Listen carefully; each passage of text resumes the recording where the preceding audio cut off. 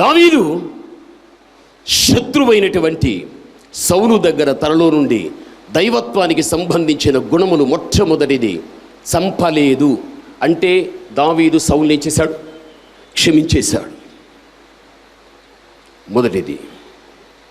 కత్తి చేతిలో ఉంది, వస్త్రాన్ని కోశాడు కానీ కంఠాన్ని కొయ్యలేదు. ఉపకారం చేశాడు, అపకారం చేయలేదు. ఇది రెండవది.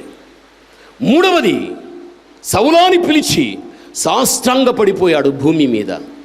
శత్రువు దగ్గర విధేయత చూపించగలిగాడు.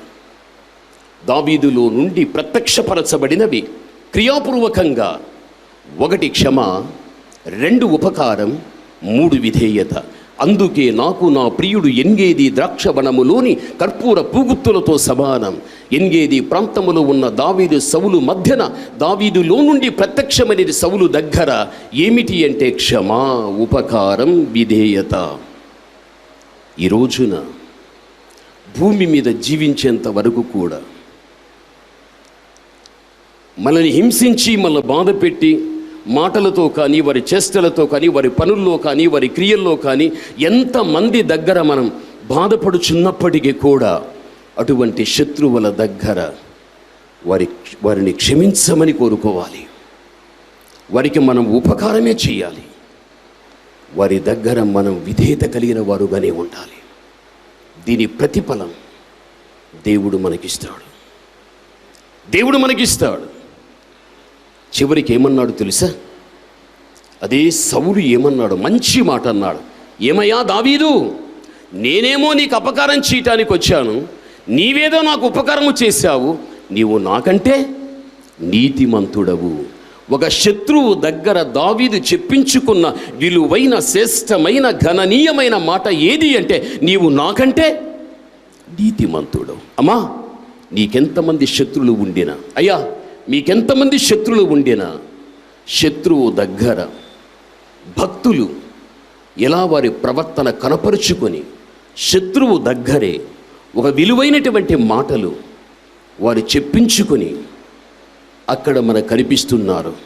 నీ శత్రువే నిన్ను ఘనపరిచేటట్టుగా, నీ శత్రువే తన మాటలతో నిన్ను గొప్పగా మాట్లాడేటట్టుగా మన ప్రవర్తన విధానం ఏమందు ఉండగలిగినట్లయితే నీవు నిజముగా ఈ భూమి మీద దేవునికి ఒక సజీవమైన సాక్షివిగా నీవు ఉండగలుగుతావు.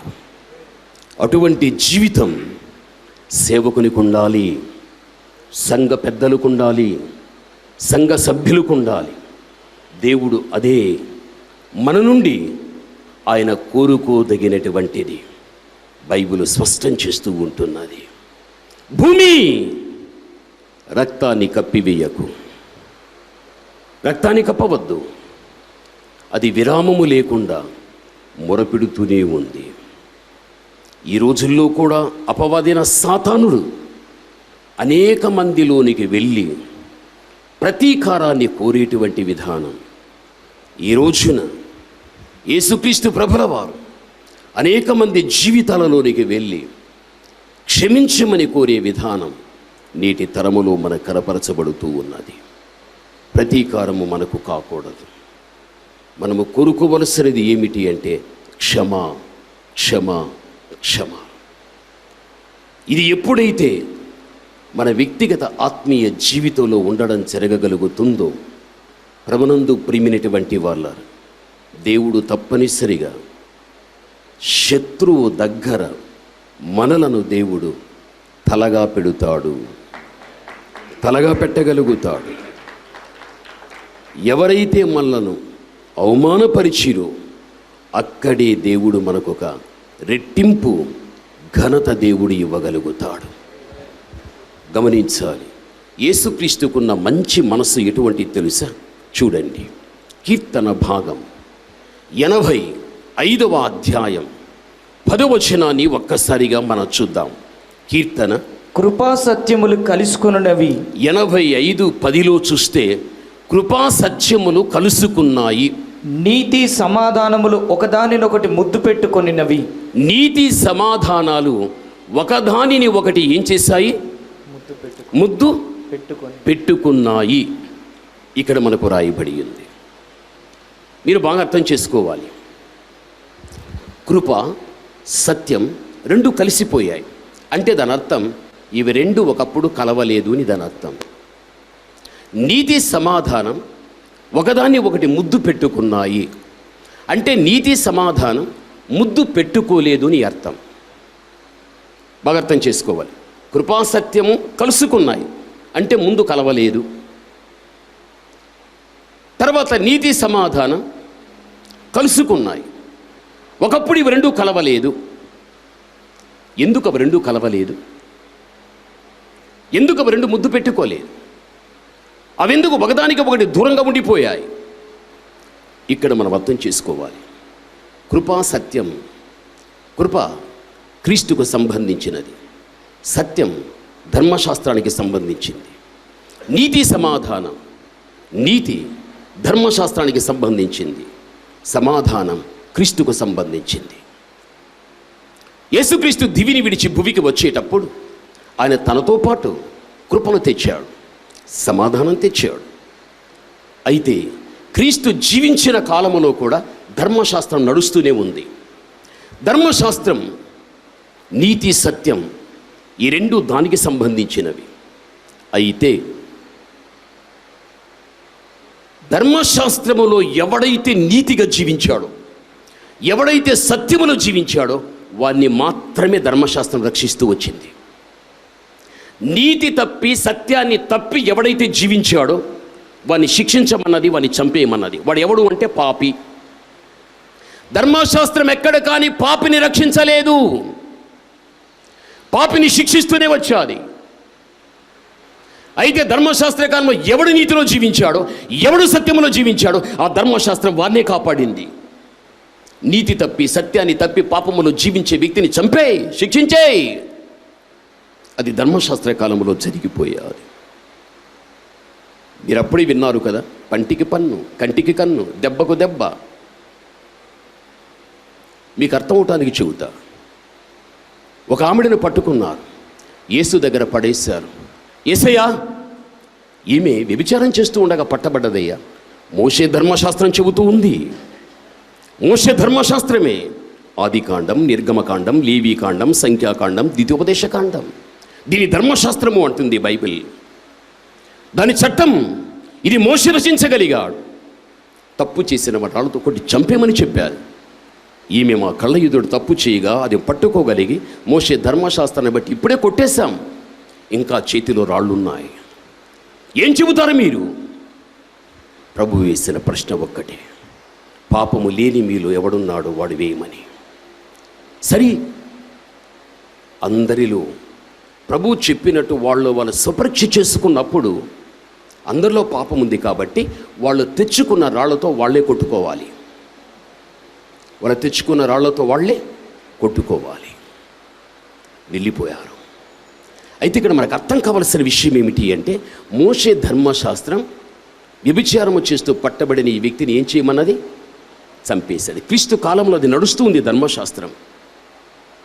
అందుకే ధర్మశాస్త్రం జీవించినటువంటి ఎవడు నీతిలో సత్యములో జీవించాడో వాన్నే రక్షించింది, పాపిని శిక్షించి చంపేస్తూ వచ్చింది. అయితే దేవాతి దేవుడైన యేసుక్రీస్తు ఆ పాపి కూడా రక్షించబడాలి అని, వానికి కూడా ఒక బలమైనటువంటి విమోచన కావాలి అని ఆయన పరలోకాన్ని వదిలి లోకానికి వచ్చేటప్పుడు ఆయన కృప సమాధానాన్ని తన వెంట తీసుకుని రాగలిగాడు. తీసుకుని వచ్చిన తర్వాత ఆయన తెచ్చిన కృప, ఆయన తెచ్చిన సమాధానం, ధర్మశాస్త్రము యొక్క నీతి సత్యం ఎక్కడ ఇవి రెండు కలిసి ఇవి రెండు ఎక్కడ ముద్దు పెట్టుకున్నాయి అంటే సిలువ మీద. సిలువ మీద బైబిల్ చెబుతూ ఉంటున్నది. ధర్మశాస్త్ర కాలంలో సత్యము నీతిలో జీవించే వారిని మాత్రమే ధర్మశాస్త్రము రక్షించింది. అయితే ధర్మశాస్త్ర కాలములో పాపము చేసినటువంటి వ్యక్తిని కూడా రక్షించటానికి క్రీస్తు సిలువలో ఏం చేశాడు అంటే మానవుల పాపాన్ని క్రీస్తు తన మీద వేసుకుని ఆ పాపపు యొక్క శిక్ష క్రీస్తు శిలువలో పొంది ఆయన తెచ్చిన కృప ద్వారా పాపిని రక్షించుకోగలిగాడు, తనతో సమాధానపరుచుకున్నాడు. ఒక నీతి ఒక సత్యములోనే జీవించిన వ్యక్తుల్ని ఓ ధర్మశాస్త్రమా నీవు రక్షించిందే కాదు, కానీ అందులో నువ్వు చంపేస్తూ ఉన్న పాపిని కూడా ఈ రోజున వాని పాపాన్ని నేను భరించే శిక్ష నేను పొంది నేను తెచ్చిన కృప ద్వారా వారిని కూడా నేను రక్షించుకోగలిగితేని ఎప్పుడైతే దేవుడు తన యొక్క త్యాగం అక్కడ చూపించగలిగాడో అప్పుడు ఆ నీతి ఆ సత్యము ఈ కృపా సమాధానాలు కలిసి ఒకదానితో ఒకటి ఏమైపోయాయి, ముద్దు పెట్టుకోగలిగాయి. అంత గొప్ప ఘనమైన కార్యం సిలువలో జరిగిపోయాది. ప్రభునందు ప్రియమైనటువంటి వాళ్ళ అందుకు పౌలు అన్నాడు, ఏమన్నాడు తెలుసా, కేవలం కృప చేతనే మనం ఏమై ఉన్నాము, రక్షించబడి ఉన్నాం. కేవలం కృప ద్వారానే మనం రక్షించబడి ఉంటున్నామని బైబిల్ మనకు తెలియపరుస్తున్నది. కాబట్టి ఈ సమయం దేవుని కుమారుడుగా, దేవుని యొక్క కుమార్తెగా నిన్ను నీవుగా ఈ సమయం అందు స్వపరీక్ష చేసుకోవలసింది ఏమిటి అంటే, ఎవరైనా కానీ నీకు ఇబ్బంది కలిగించేవారు ఉన్నప్పుడు వారి విషయంలో ప్రతీకారం ఎలా తీర్చుకోవాలని ప్రయత్నించేదానికంటే, ఒకప్పుడు నా జీవితము కూడా వెనుకటి రోజుల్లో ఆ విధంగానే ఉంది, దానికి నాకు ఎటువంటి ప్రతీకారము కావాలి అనేది కూడా నువ్వు ఆలోచించాలి. నీ వెనకటి పూర్వ దినముల యొక్క జీవితాన్ని దేవుడు క్షమించేసినప్పుడు ఇతరుల విషయంలో కూడా మనం క్షమించాలా వద్దా? ఒకవేళ దేవుడు నా పూర్వ దినముల యొక్క పాపాన్ని క్షమించకపోతే, నీ పాపాన్ని క్షమించకపోతే, ఆ పూర్వ దినముల యొక్క పాపమే మన మీద ప్రతీకారాన్ని తీర్చుకోగలిగితే అసలుకు ఈరోజు మనం ఏమై ఉందుము? అంత మాత్రం మానవునికి జ్ఞానము లేదా? నన్నే దేవుడు క్షమించినప్పుడు నా దృష్టిలో తప్పు చేసే వ్యక్తుల్ని కూడా నేను క్షమించాలి. యేసయ్య క్షమించాడు, మనము క్షమించాలి. యేసుక్రీస్తు ప్రభు యొక్క రక్తం భూమి మీద ఒలికించబడగలిగాది. భూమి కప్పవద్దు, భూమి తాగవద్దు, బట్టబయలు చెయ్యి. యేసుక్రీస్తు రక్తం విరామము లేకుండా మొరపెట్టిన మొర క్షమించు, క్షమించు, క్షమించు, క్షమించు. జీవితంలో ఎప్పుడు ఇటువంటి మనస్సు నీకుంటుందో నీవు అసలుకు ఎవరివి తెలుసా? నీవు క్రీస్తు కుమార్తెవు, నీవు క్రీస్తు కుమారుడవు. ఎక్కడ కానీ జీవితంలో పగ, ద్వేషం, ఈర్ష్య, కక్ష, విమతాలు, భేదాలు ఎక్కడ కానీ నీ ఒంటిలో కూడా ఉండకూడదు, నీ ఆలోచనలో కూడా నీ ఉండకూడదు.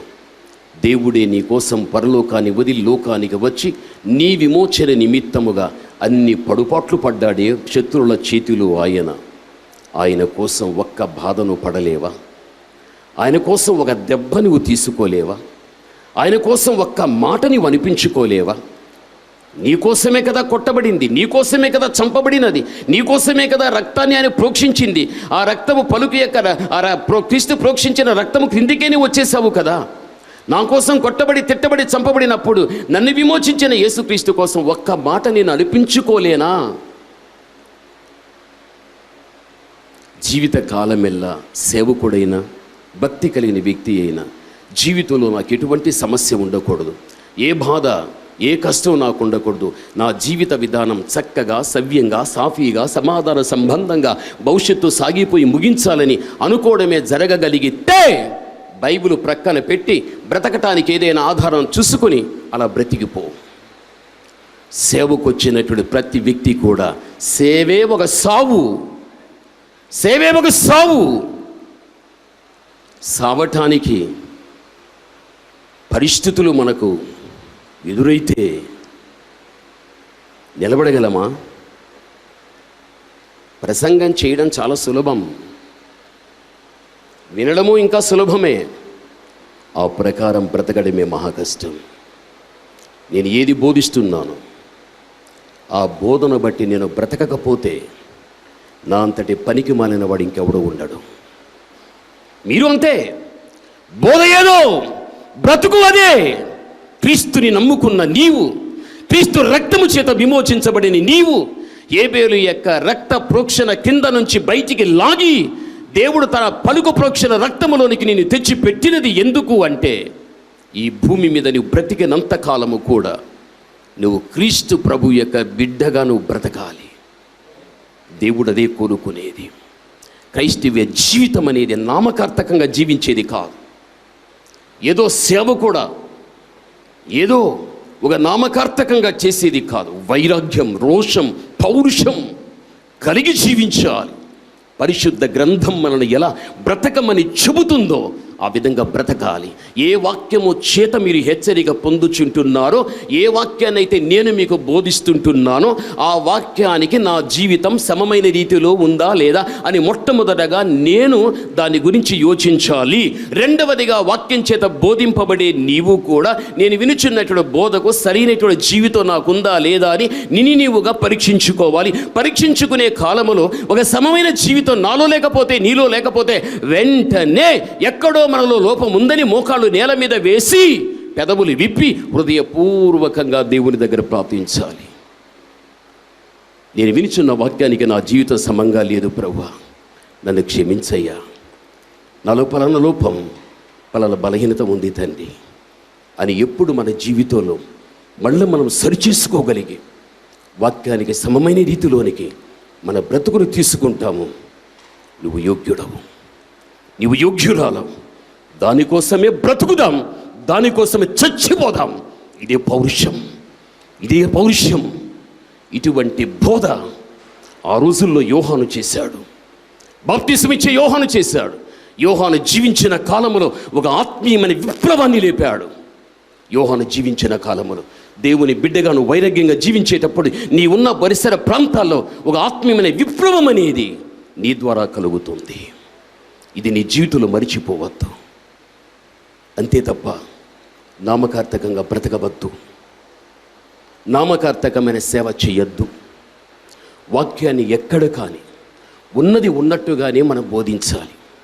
పౌలేమన్నాడు, మేము చెప్పే వాక్యములో ఏది కానీ కలిపి చెరిపిడి బోధ కాదు అని పౌలు చెప్పాడు.